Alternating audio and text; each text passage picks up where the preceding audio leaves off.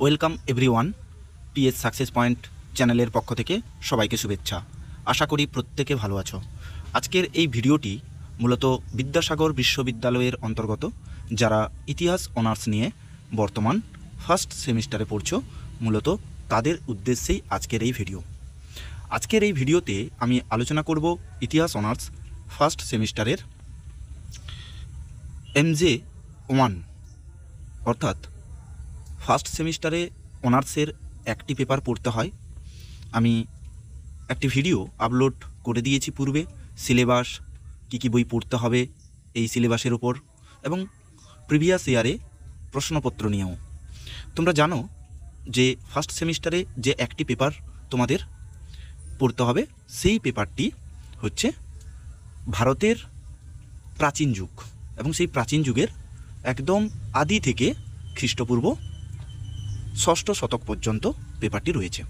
এবং সেই পেপারের দুটো ইউনিট রয়েছে। ফার্স্ট ইউনিটে 4টে মডিউল, সেকেন্ড ইউনিটে 4টে মডিউল।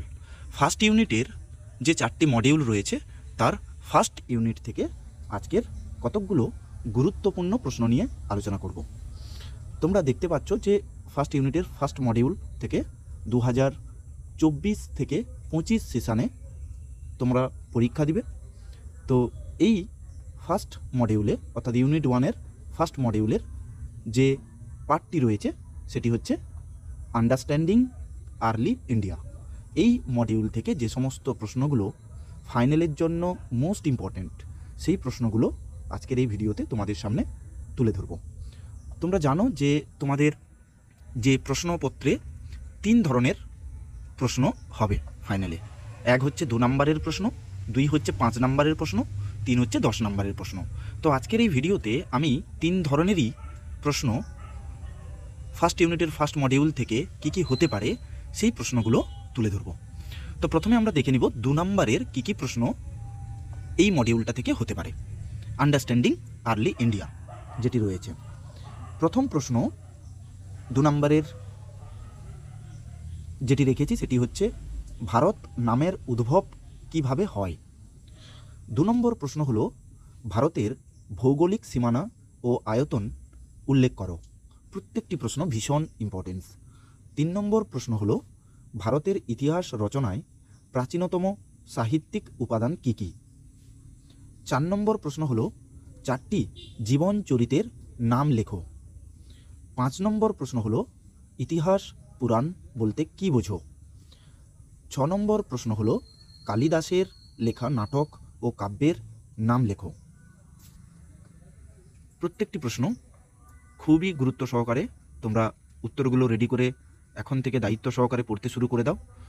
তোমাদেরই কাজে আসবে। ফাইনাল পরীক্ষার ক্ষেত্রে এত বেশি চাপ মনে হবে না।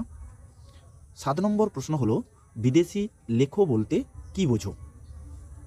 8 নম্বর প্রশ্ন হলো ভারতবর্ষ বৈচিত্র্যের মধ্যে ঐক্য বিদ্যমান, তুমি কি এই মত সমর্থন করো। 9 নম্বর প্রশ্ন হলো কে কেন ভারতবর্ষকে নৃতত্ত্বের জাদুঘর বলে উল্লেখ করেছেন। 10 নম্বর প্রশ্ন হলো ভারতবর্ষকে পৃথিবীর ক্ষুদ্র সংস্করণ বলা হয় কেন। 11 নম্বর প্রশ্ন হলো প্রত্নতাত্ত্বিক উপাদান বলতে কী বোঝো। এই প্রশ্নটি 2023 সালে এসেছিল, প্রত্নতত্ত্ব বলতে কী বোঝো, এই রকম প্রশ্নটি এসেছিল। তো ফার্স্ট ইউনিটের ফার্স্ট মডিউল থেকে আমি মোস্ট ইম্পর্ট্যান্ট যে সমস্ত প্রশ্নগুলো, তার মধ্যে 11খানা প্রশ্ন শর্ট লিস্টেড করেছি।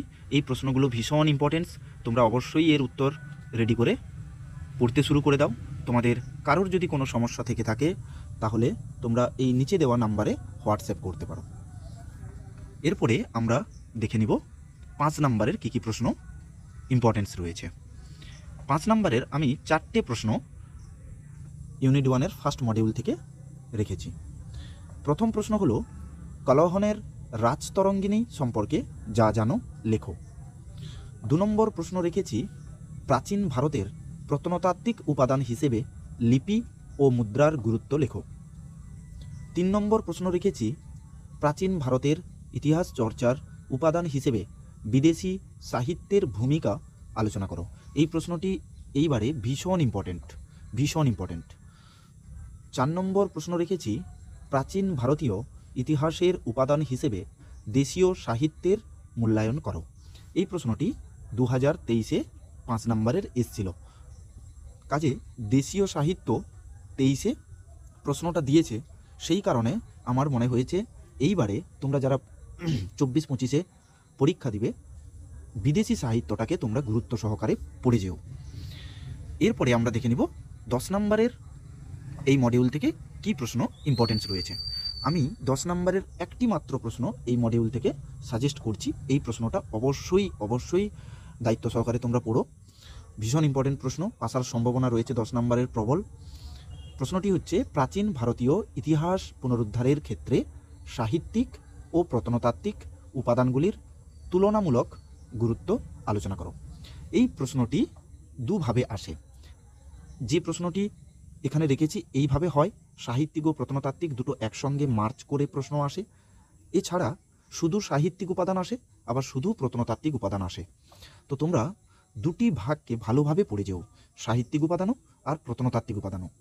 দুটো পার্টই তোমরা গুরুত্ব দিয়ে অবশ্যই পড়বে। এই প্রশ্নটি এবারে ভীষণ ইম্পর্টেন্স। তোমাদের কারোর যদি কোনো সমস্যা থেকে থাকে অবশ্যই তোমরা কমেন্টে জানাও, আমি চেষ্টা করব তোমাদের সমস্যাগুলো সমাধান করে দেওয়ার জন্য। এছাড়া নিচে দেওয়া এই নাম্বারে তোমরা হোয়াটসঅ্যাপ করতে পারো। তোমাদের কারোর যদি কোনো সমস্যা থাকে বা কোচিংয়ের প্রয়োজন হয় তাও তোমরা এই নাম্বারে মেসেজ করে জানাতে পারো। আমি চেষ্টা করব তোমাদের সমস্যাগুলো সমাধান করে দেওয়ার জন্য। সবাইকে পিএস সাকসেস পয়েন্ট চ্যানেলের পক্ষ থেকে অসংখ্য ধন্যবাদ। সবাই ভালো থেকো।